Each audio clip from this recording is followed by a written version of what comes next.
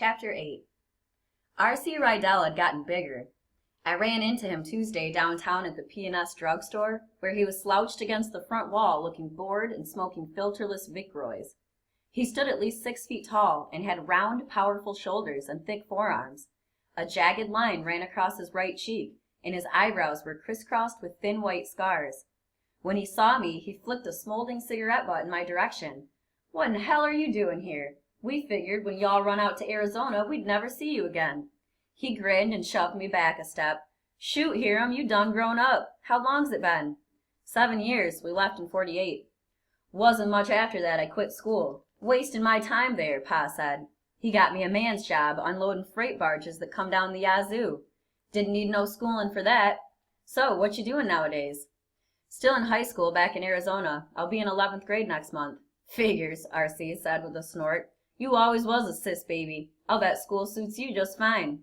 So, how come you're in Greenwood? You running from the law?" "No, just visiting Grandpa. He's been sick, you know, and none of us have been back to see him since we moved." "Yeah, I heard he was a cripple or something now. Too bad, 'cause he always had things squared away pretty good, if you ask me." I really didn't feel like asking R.C. anything, so I stepped around him and reached for the drugstore door. "Good seeing you, R.C., but I've got to be getting Grandpa's medicine." R.C. moved aside to let me pass, but put a hand on my shoulder to stop me. "Tell you what, Hiram, we ain't got no barges coming down for another couple days, so why don't we go fishing tomorrow? I can see if you learned anything since you've been in Arizona. It'll be like old times." Old times with R.C. hadn't always been fun, but maybe fishing wouldn't be so bad. He was 18 and probably had mellowed some since we were kids, and maybe he'd let me know what Naomi was doing, and if there was some way I could see her.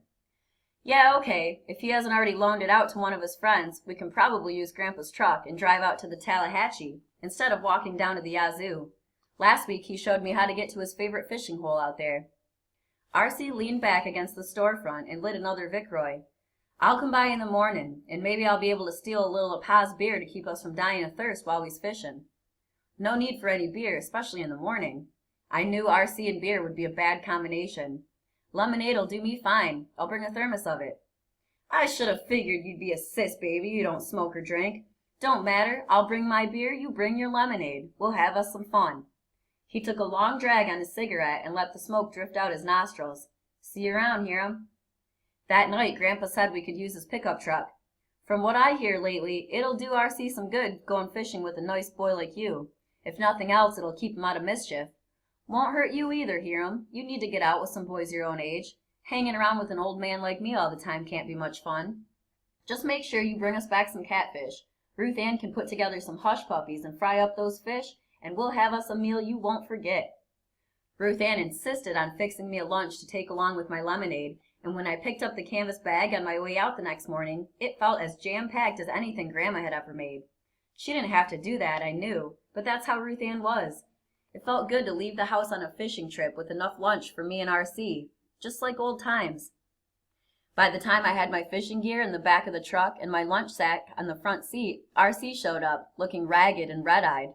"You okay?" I asked when he climbed into the truck. "Had a long night," he said. "Stuff a sis baby like you wouldn't know nothing about. I'll be fine by the time we're at the river." "Hey, R.C., how's Naomi doing? I haven't had a chance to talk to her since I got back." He looked surprised. Then his eyebrows arched up and he grinned. "Oh, yeah, I forgot about you two. Regular little lovebirds when you was here before." "I should have told her you was back in Greenwood, but I got in kind of late and Pa was on a bender. She's smart enough to make herself scarce when Pa's ripping." "But she's doing all right? I mean, she's okay?" "Look at here, sis baby. I take care of my little sister, not that she needs it much anymore, but long as I'm around, don't nobody hurt her. Course, I keep the Romeos away too, but in your case, old buddy, I'll make an exception. Naomi always was sweet on you." He leaned back and looked me over. "But I don't know what she's going to think of the growed-up and ugly version of you." "When you get home, tell her I said hey, will you? Let her know I'm in town and maybe sometime we can—" R.C. held up a hand to stop me. "Hold on a minute. I said I'd let you see my sister, but I didn't say I'd make all your damn appointments. You work out your own matchmaking, Hiram Hilburn. If Naomi wants to see you, she'll see you. She don't, she won't. And if that happens to be the case, you dadgum better not be bothering her about it. Enough about your love life. Let's get out of here." He held up a brown paper sack. "Got us?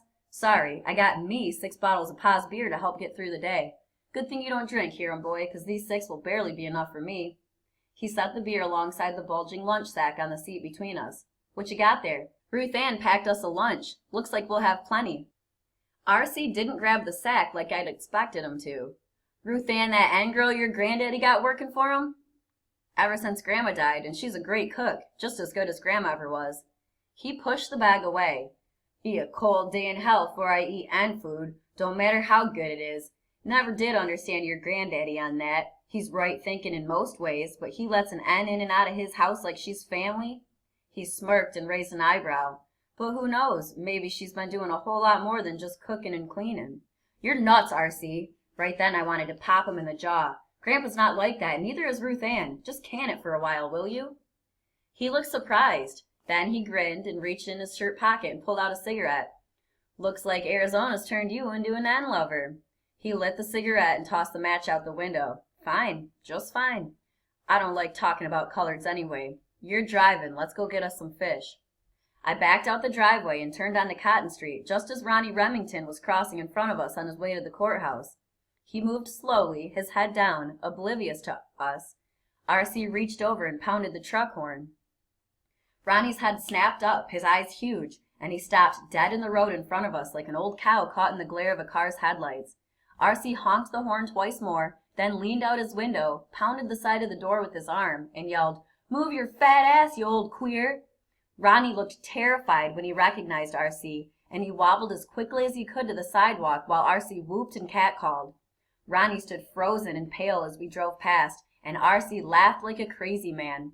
I couldn't help laughing, too. "Geez, R.C., you almost gave him a heart attack. I thought he was going to jump out of his shoes." "Yeah, them old Remingtons is always good for a laugh. A couple years ago, every time I'd catch me a carp, I'd slice its guts open and leave it in their mailbox."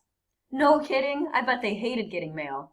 "That's nothing. Last year I got so fed up seeing them two fairies walking around town that I offered Ralph a ride one day when I had Pa's truck, and instead of taking him home, I headed out of town. We drove 10 minutes before he even said anything." "What'd he do?" "What could the old weirdo do? I could bust him in half if I wanted. Anyways, I stopped the truck and tell him I like him so much I want all his clothes. He stared at me with his mouth hanging open like some stupid fish. 'Get out and give me your clothes,' I told him. He just sat there like an idiot, so I slapped him around a little. He started moaning and crying and finally got out. Made him strip naked. Boy, was that a sorry sight. If I had a body like his, I'd shoot myself. Felt so sorry for him I tossed his shoes back before I drove off." This didn't sound funny anymore. "You left him out there, naked?" "Didn't hurt him none. I saw him around town again a couple days later. Some sappy old farmer probably picked him up and gave him a feed bag or something to cover up with. You know how people around here put up with them Remingtons." R.C. hadn't changed, and I would have turned around and gone back home if I could have thought up a good excuse. I didn't say anything more to R.C., and after a few minutes he leaned his head against the door and fell asleep.